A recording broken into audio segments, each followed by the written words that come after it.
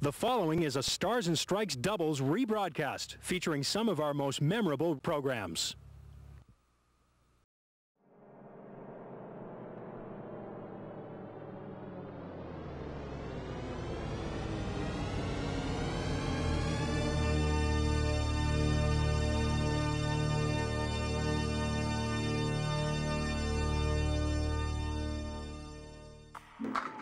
WNDS Sports and Tri-State Megabucks present Stars and Strikes Doubles.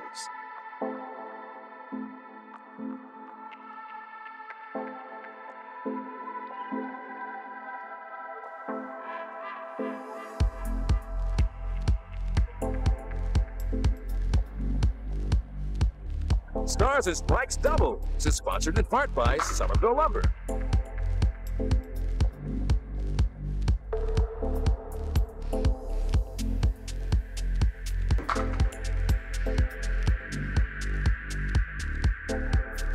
Stars and Strikes Doubles is produced and conducted with the New Hampshire Candlepin Bowling Association. And now your hosts, Doug Brown and Dan Murphy. Hi, everybody, and welcome once again to the Londonderry Bowling Center and Stars and Strikes Doubles. Doug Brown here along with Dan Murphy. This is semifinal week. We're down to 3 teams remaining in this series. And, of course, one of those 3 teams, Dan Murphy, is going to move on and become our first team in the Tri-State Megabucks Tournament of Champions. I'm sure that's probably second in their mind right now. The match at hand is what they're thinking about, but I'm sure tucked away someplace they're thinking about that. All right, let's meet our 2 teams. First of all, our number 3 seeded team. They rolled a 374 last week in knocking off Dan Broder and Mike Poulin. First of all, from Norwell, Massachusetts, Bob Whitcomb, and his partner from Quincy, Mass., Jack Saniuk. Okay, Bob comes in averaging 121. His roll-off score 684. Jack Saniuk is at 125 and 681. And they're still talking about how it's amazing how the bowlers really feel like they've had a real accomplishment when they're able to roll those practice balls at the same time. They really love that. It's just synchronized bowling. We don't know. It took them about 17 times to get it right. Let's meet our number 2 seeded team now. Bob and Jack will face our number 2 seeded group, and they are from Lynn, Massachusetts, Neil Gosselin, and from Ocean Park, Maine, making his first appearance here on Stars and Strikes, Francis Beaulieu. Okay, and Neil comes in averaging 127, roll-off score getting right up there now at 696, and Francis at 124 and a roll-off score exactly the same at 696. All right, we've got semifinal action coming up. 3 strings of doubles Candlepin bowling coming up, and we'll get it started right after these words. Don't go away.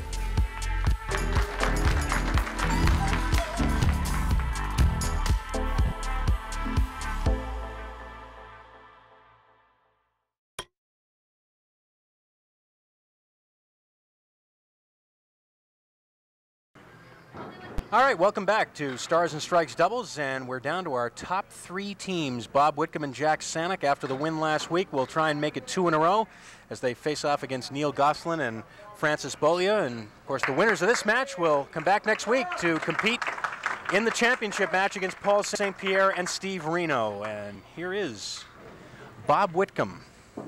Started off. Just catches a piece of the head pin. 247.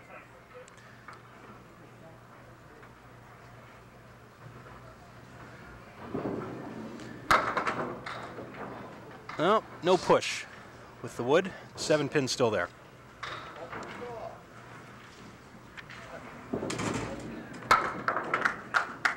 Takes it out for the 10.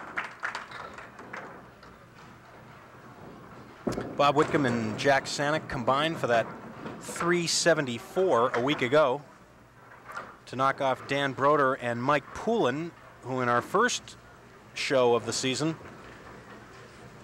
won a squeaker against Wayne Denon and Pete Pereira by just 4 pins. Again, for those of you who might just be finding us in our new time, we've moved Stars and Strikes Doubles to the later hour on Sunday afternoons. We hope you are able to join us at our new 5 o'clock start time. Wow, that had to be distracting. Just as Bob was letting that go, the 7 pin went down, and you can see his reaction. That had to distract him there. He looks down when he starts his approach, and I don't think he saw it until he lifted his head.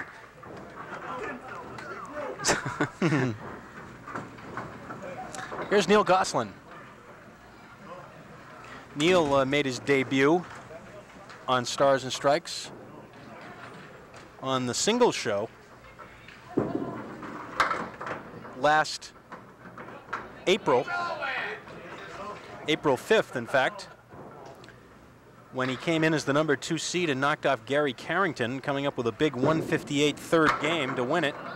And then the following week, Neil lost a series championship match to Glenn LeBlanc, who of course wound up moving on to the Tournament of Champions.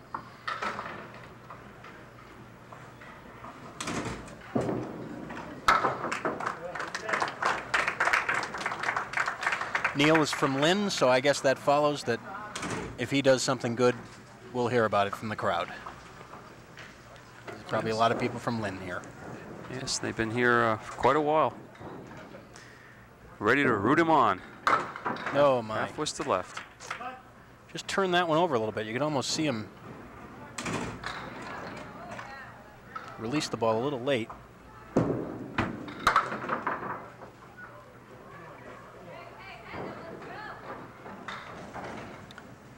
Neil Gosselin and Francis Beaulieu actually ended up tied in the roll-off. They each rolled 696. Of course, as it turns out, it didn't matter that they were tied because they ended up being teammates anyway, as they were finished in the 3rd and 4th spots. We'll tell you how we broke that tie, though, in a minute, because it's pretty interesting. Jack Saniuk now up for his first trip.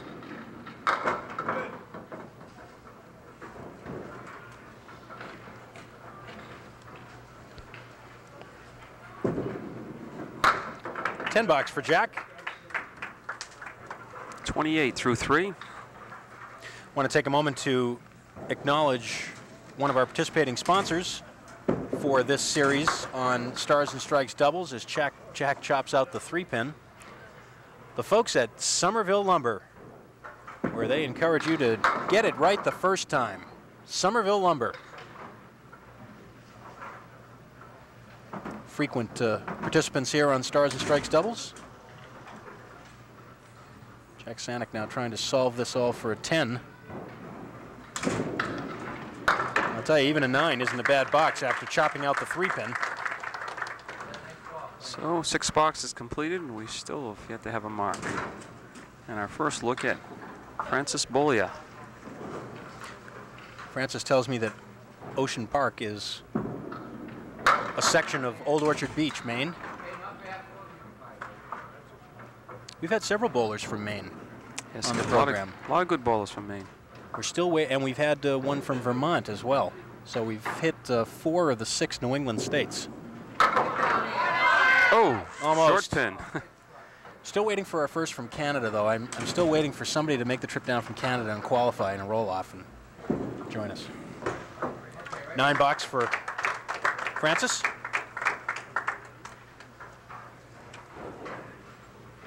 Francis does a lot of his bowling at the Vacation Land Bowling Center. And a big first ball that time. Kicks out the 5-pin, and there is the first mark of the match. Nice smooth ball by Francis. 1-2 pocket, and the 5-pin gets stripped from behind for the strike. First mark of the match, and it's a strike. Oh, here may be another one for Bob Whitcomb. Called it. Right back. Crossing over in the 1-2, but nice and tight. Trips the 6, and then finally the 8-pin. Looking for a double. Looks pretty good going in. Oh, nice break, boy. but he leaves the 10-pin. But boy, it could have been the 4, 5, and 10. And nothing came close to knocking the 10-pin down. I don't think it was even touched. Single pin for a spare. No. Had a good shot from behind. Bob knew it as soon as he let the ball go. And it's still there. 65 through 6. See that the team of Gosselin and Beaulieu working on the strike, and Neil Gosselin will try and fill it. Neil Gosselin, for the sake of putting someone 3rd and someone 4th, took 3rd place in the roll-off by virtue of the fact that he had the highest single string between himself and Francis, and Neil's high single in that roll-off was a high single indeed. It was his all-time high single of 210. as he spares on the strike. We have a copy of Neil's score sheet from that game in front of us. He started off with 2 spares, then threw a triple strike.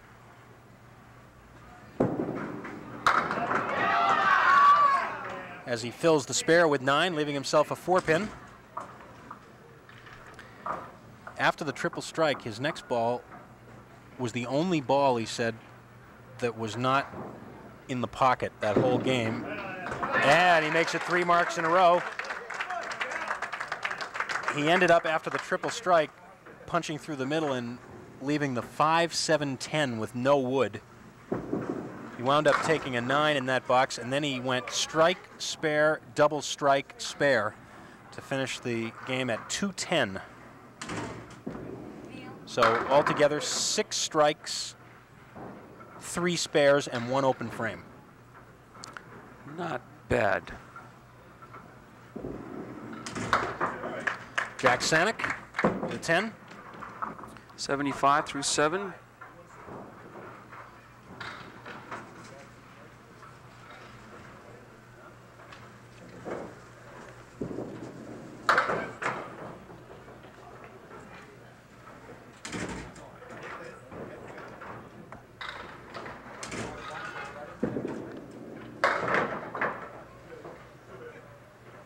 Jack trying to make something big happen there.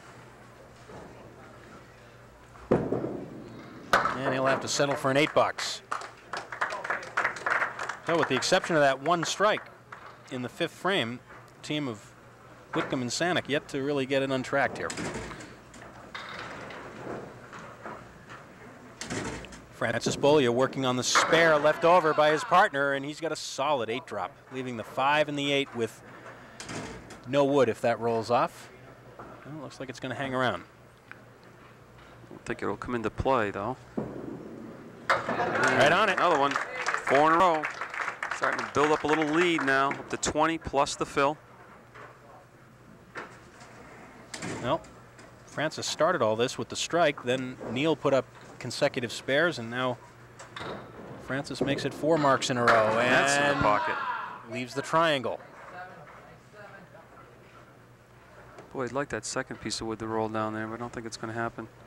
He's going to have to take the triangle by himself. 4, 7, 8. So the string of marks stops. Pick up 1 or 2 more and count here if he can convert this to a 10. No, he won't. So the lead holds at 27 through 8.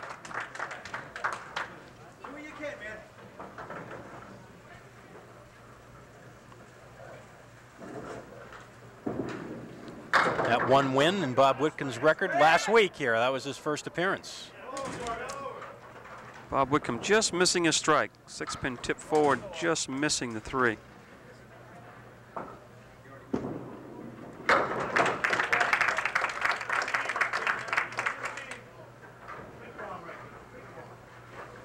Spare in the 9th.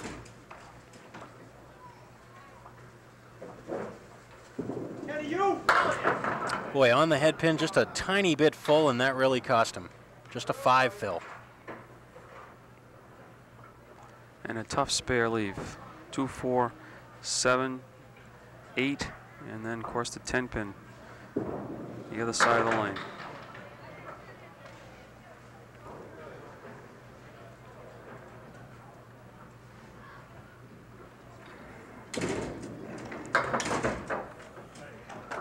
Eight box for Bob, a 106 for the team.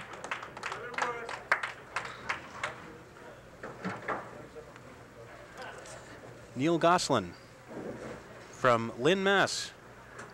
Does a lot of his bowling at the Lucky Strike lanes right there in Lynn, and also at the Bowl-O-Mat in Beverly. Neil has 3 children, 18-year-old Brandy, 16-year-old Neil Jr., and 11-year-old Sherry.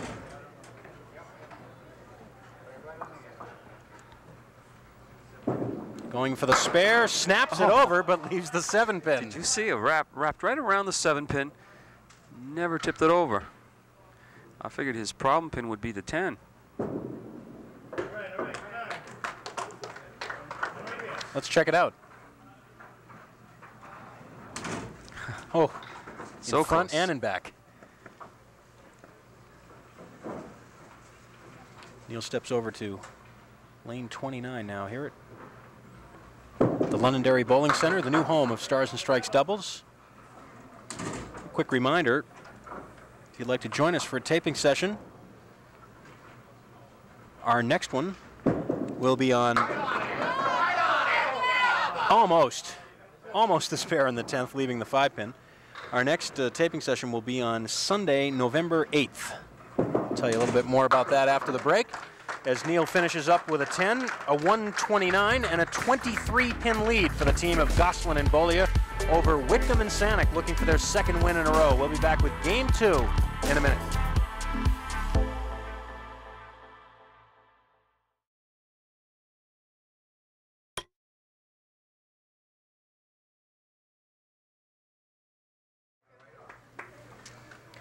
This is Francis Beaulieu, and he and his teammate Neil Gosselin have a 23-pin lead as we head into Game 2. Semi-final Sunday. Don't forget, next Sunday here on the Winds, our first championship week of the season. Of course, Stars and Strikes singles competition at noon, and then here on Stars and Strikes doubles at 5 o'clock, and Francis Beaulieu starts Game 2 with a mark. That's now 5 for the team. The other 4 came consecutively in the first game. Francis throwing that ball with a lot of authority, a lot of confidence right now. Right back on the head pin. No hesitation, just gets up there and fires away. Leaves himself to try a triangle, or actually a diamond, 2, 4, 5, and the 8-pin in the back. Francis is a WCBC Tour bowler. Gonna have to have Dottie Lara go down and clear that loose ball out of the channel as it's coming back. Started to talk about the next taping session, which is going to be Sunday, November 8th. That's the next taping session for Stars and Strikes doubles. And here at the Londonderry Bowling Center, we'll get started in the morning. We go all day, so we're here for a good part of the day. So if you're around late morning or at any time during the afternoon, stop by and say hello. We'd love to see you. It'd be an opportunity for you to see Stars and Strikes doubles taped live. Jack Saniuk doesn't quite get the roll.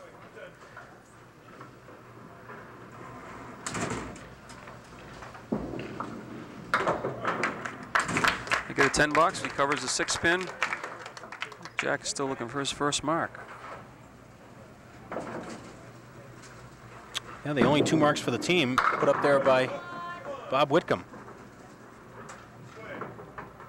Well, let's see what he does here on the 2, 4, and 10 with wood in between. An opportunity to get something flying around here.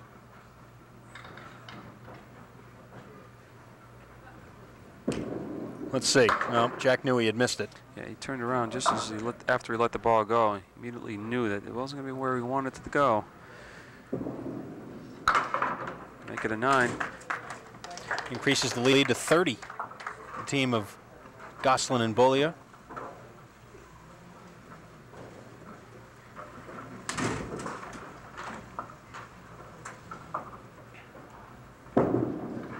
Oh, pretty pocket hit.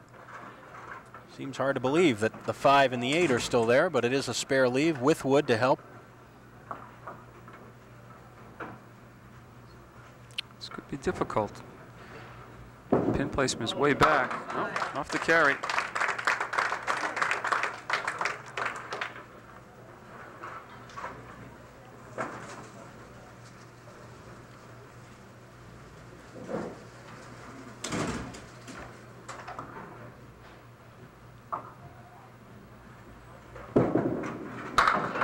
Another nice pocket hit, and this time it's the 4-pin that hangs. But again, the ever helpful wood in front. Yeah, I'll take my chances with some of these shots. Of course, it isn't always helpful, but no. This time it is.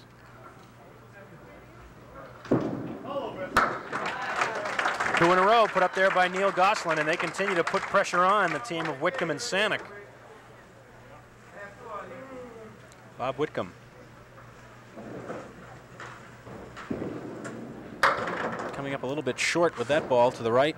Yeah, ball's breaking from right to left, but if he uses too much speed, kind of straightens it out and leaves it to the right.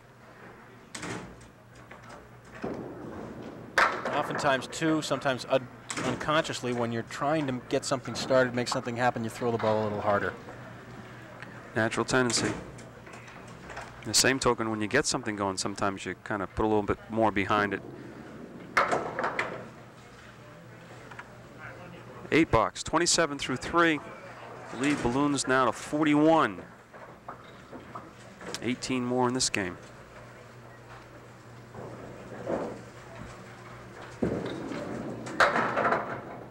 Well, this time, Bob will shoot at the 4-horseman right.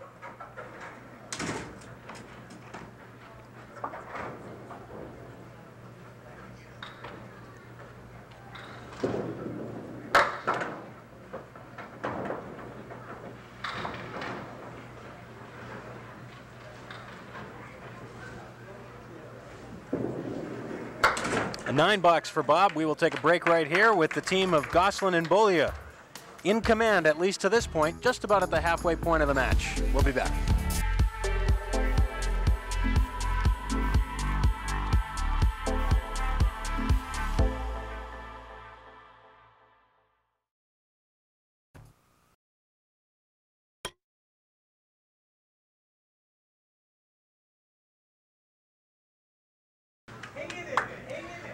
Working on a spare. Francis Beaulieu.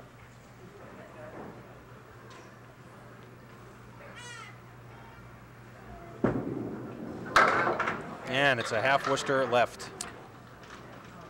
First ball that Francis has not been around this object pin. If he can make the correction, come right back on the head pin. No, this time half Worcester right, so full Worcester. Take 2, they're small. Good out. Oh, Very that's good a out. fine out. To get 4 of those 6 pins is really working hard.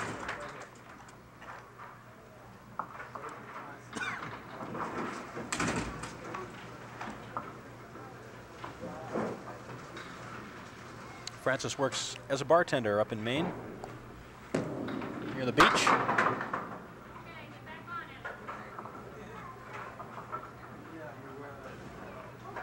Four horsemen right plus the 7.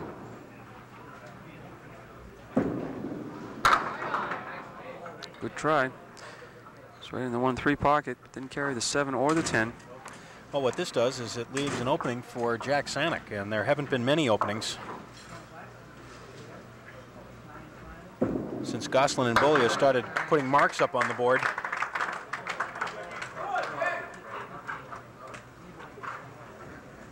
The lead 44 right now, but Jack Saniuk could cut into that with some marks on the score sheet, and he bounced that one. Looked like he dropped it a little early. He's been to the right several times on lane 30.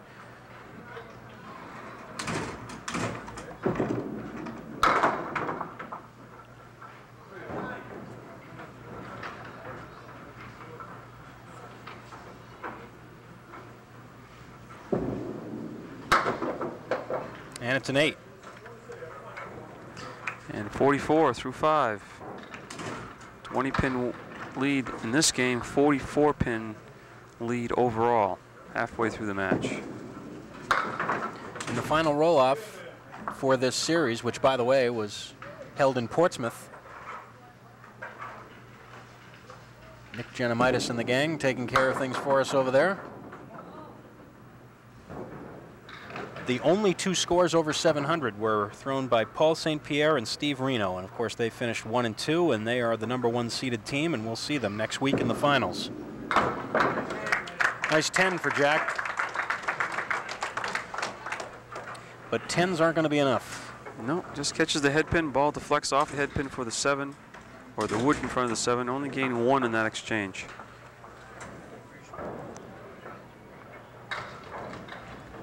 Neil Gosselin.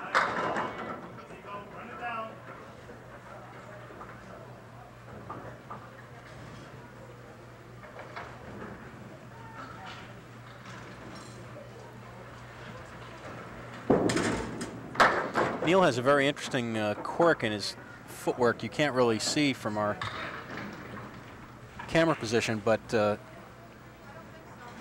he takes 4 steps, but the 3rd step is kind of a little slide step where he doesn't move his back foot in front of the front foot. It's kind of hard to describe, actually, but... Well, I don't know what you're talking about, so I guess I'll watch.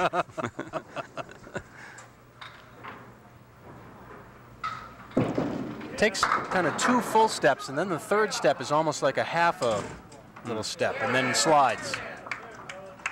Got a break with that last pin going down, leaves himself just the 3 and the 6.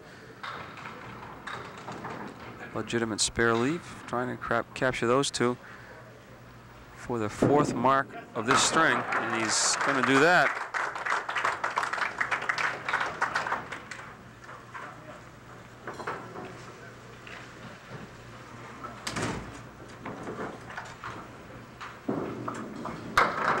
Bob Whitcomb off target to the right. And he's got a mess. The 1, 6, 7, 8, and 10.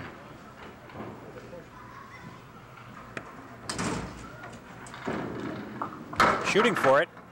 Nope.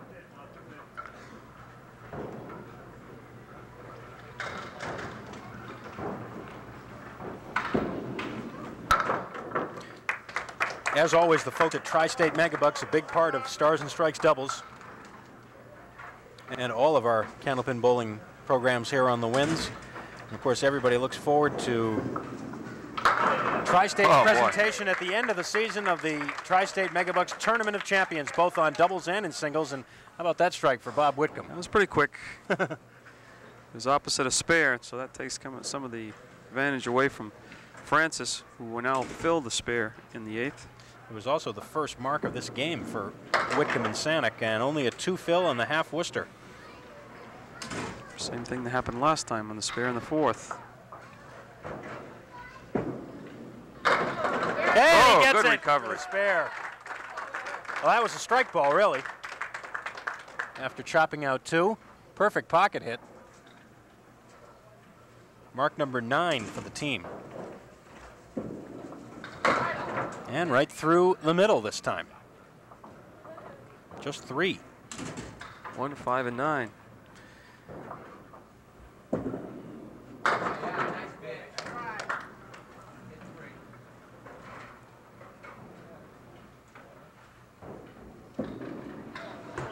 Well, how about this, Dan? 5 marks for the team of Gosselin and Beaulieu and a 116.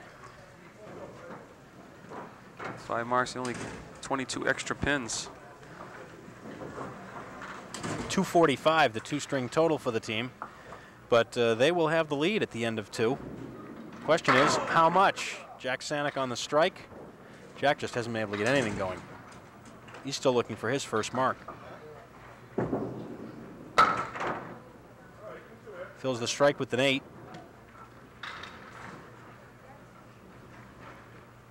$10. So right now, through completed frames, the lead is 40. But Jack is opposite a 7. And boy, it could really help their comeback effort to get a mark here in the 10th. Cut that lead maybe under 30.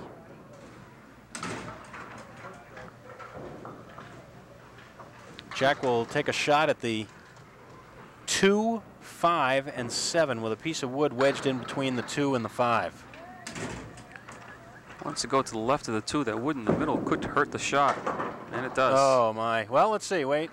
No, I don't think it's hard enough. Nope.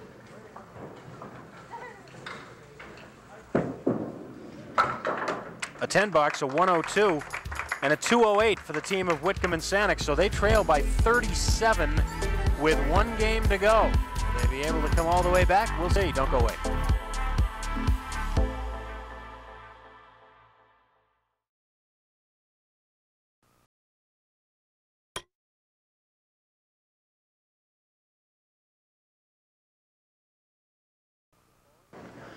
Well, every once in a while in Candlepin bowling, something happens that never happened before. And here on Stars and Strikes Doubles, we had a little interesting thing happen during the break. One of our fans noticed that the 8-pin was gone in Jack Saniuk's last box when the rack was reset, so let's show that right now. We've left the scoreboard now back where it was before this rack, and as you can see clearly the 8-pin is gone. That was Jack's first ball of the 10th frame. It finished up as a 10 box. So we are going to kind of end the second game again. This will be Jack's 10th frame of the second game. We spent quite a bit of time during the break consulting the rule book, and yeah, really nothing really covers that.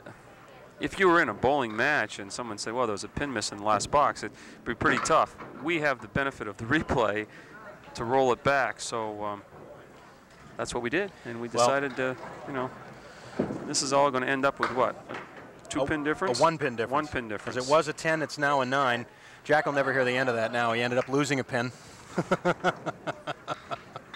So there's your score at the end of 2 games, 245 to 207 instead of 208. And now Jack moves over to lane 30 and starts game 3 with a strike. He almost knew that had to happen. So the lead, for those of you who are keeping score at home, is 38 going into the third game instead of 37. I guess that's something that, well, of course, the Candlepin rule book, which, by the way, for those of you who don't have a copy of it, is published by the ICBA, costs $2, and it's a handy thing to have with you, especially if you're participating in league bowling all the time. It covers an awful lot of interesting little circumstances, but that is one that it doesn't cover. And of course, as you said, Dan, this is kind of an unusual situation with television. We have the benefit of replay, and we do use the replay here to change scoring from time to time. And so when we went back and checked the replay, it seemed only fair to allow Jack to re-roll that 10th frame with a fair rack of pins. And you're looking at the 2-7.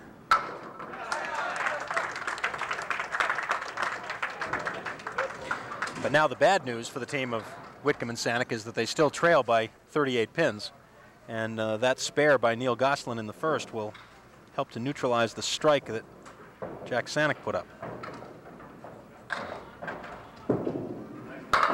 Oh, and there's a big 9 drop on top of it. That was the 10th mark, by the way, for the team of Gosselin and Beaulieu.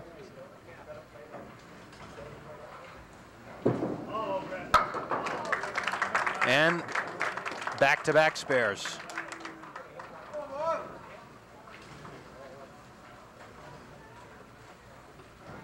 Bob Whitcomb now. The team of Whitcomb and Saniuk has only 4 marks in the match, and 3 of them are strikes. Their only spare came in the 9th frame of the first game. Spare leave here for Bob on the 7-pin. And he's right there.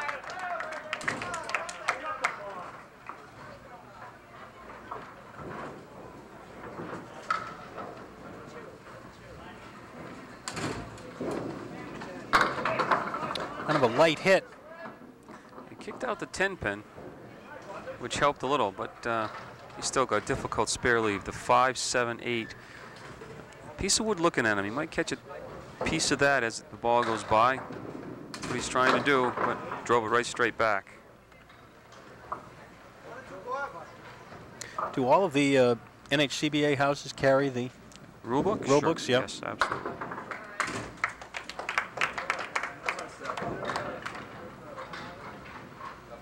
Good idea to have one handy, you never know.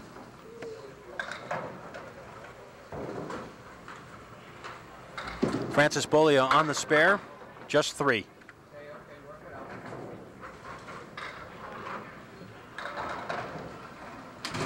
We've seen this leave a couple of times.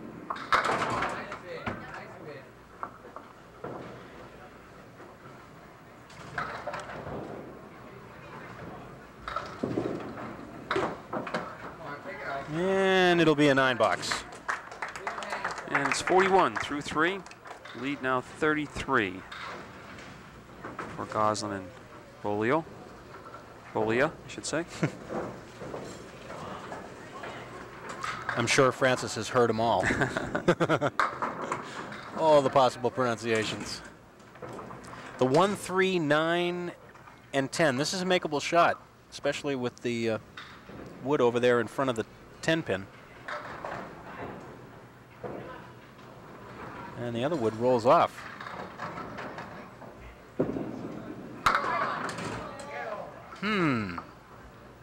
Not quite.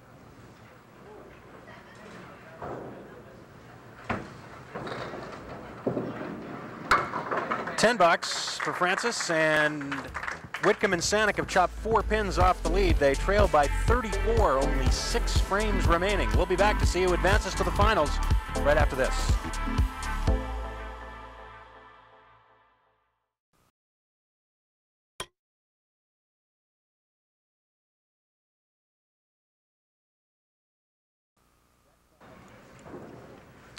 Jack Saniuk now.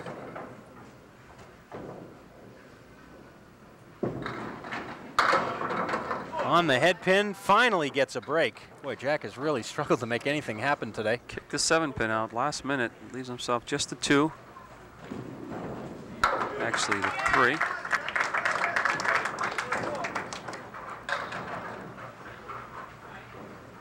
And I dare say they're going to have just about have to mark out.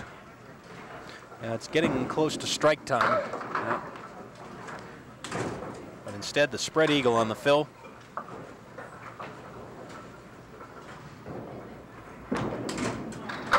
Oh, yes! What a shot! Oh, wow! Woo! Well, look at that again. Actually, He cut the 3 pin into the 2. You don't see that happen very often. Wow. Great shot by Jack Saniuk. That'll add a little excitement. Coming back for Neil Gosselin. The head pin stays. That may be a break. The 1, 6, 8, and 10 with wood everywhere.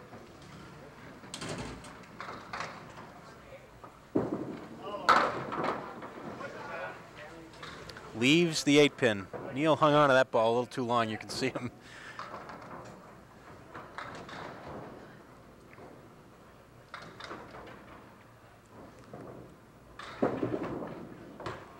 And it's a $9. To be very careful here. Yeah, the lead is down to 29, and there's a spare up in the 6th. They were not to mark here, and Bob Whitcomb go to up and throw a strike. Be a little different game. No, Neil was off to the left that time. He's got the 4 horsemen, but the 9 also in the back.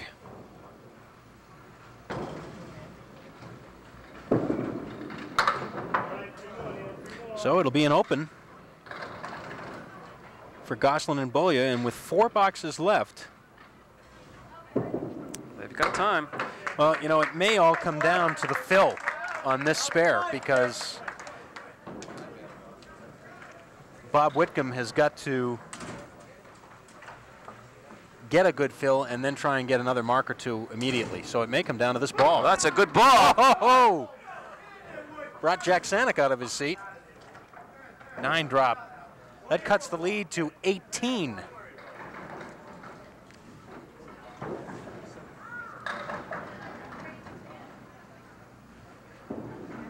And there's a spare for Bob.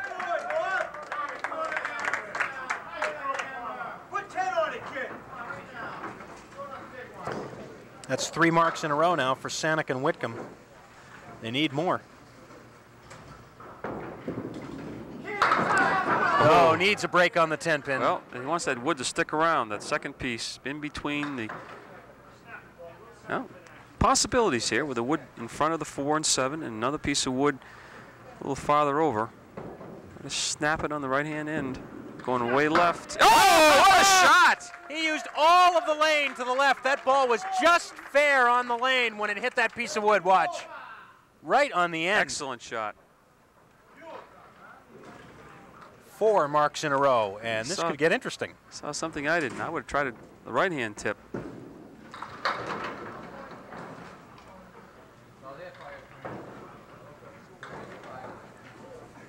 Four horsemen left, plus the 10.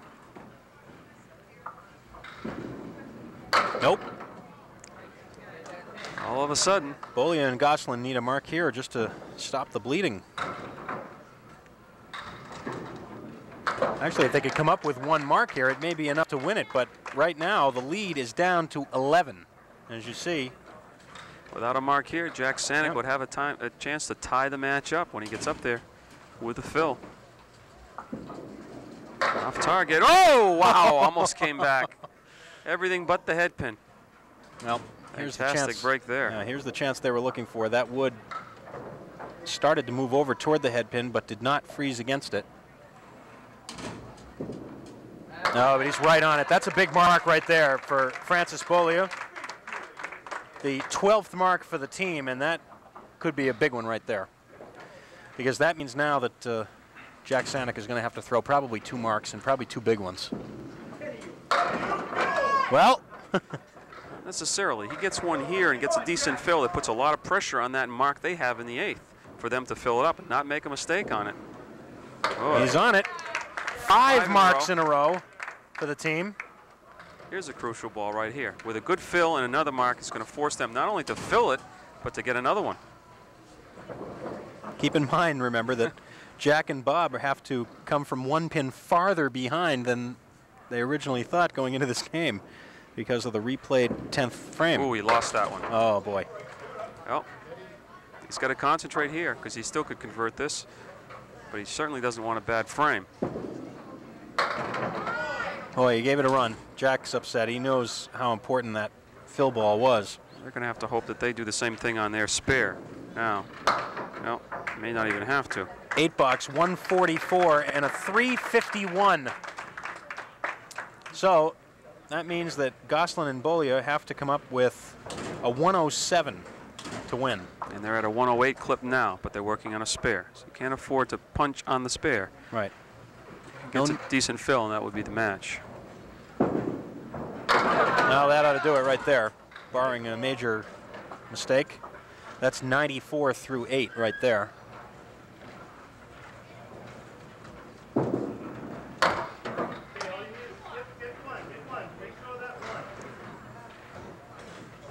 Again, they need a 107. A 106 would be a tie. 107 to win. There is an 8 bucks for a 102, so he'll need 5. Well, who could have guessed that this match would come down to the last box? But that's how it happens sometimes. You just never know. We've seen so many times when big leads just disappear. That's right, you never know. And this one disappeared with spares, not with strikes. So, but a 5 bucks will do it, and there it is. And it's a strike, maybe. Yeah, it will be.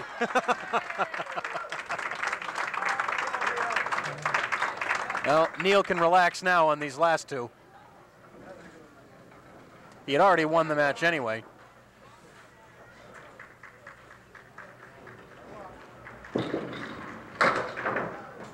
And the punch out. Well, we had all kinds of interesting things going on in this match, didn't we? Another good try on a spread eagle, an 8 for a 120. And a 3-string total, 365. So a 14-pin win for Gosselin and Beaulieu. They move into the finals against Paul St. Pierre and Steve Reno. We'll be back to talk to the bowlers and wrap it up in just a minute.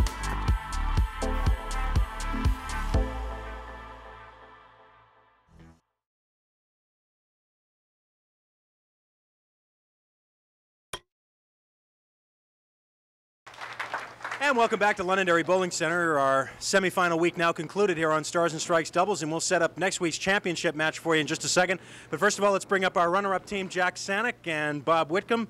Checks for you gentlemen, and third place money, and kind of an unusual match, trying to catch up and do it all in the last 6 or 7 boxes there. Yeah, too little, too late, so to say. 0 for 10. I went the first 10.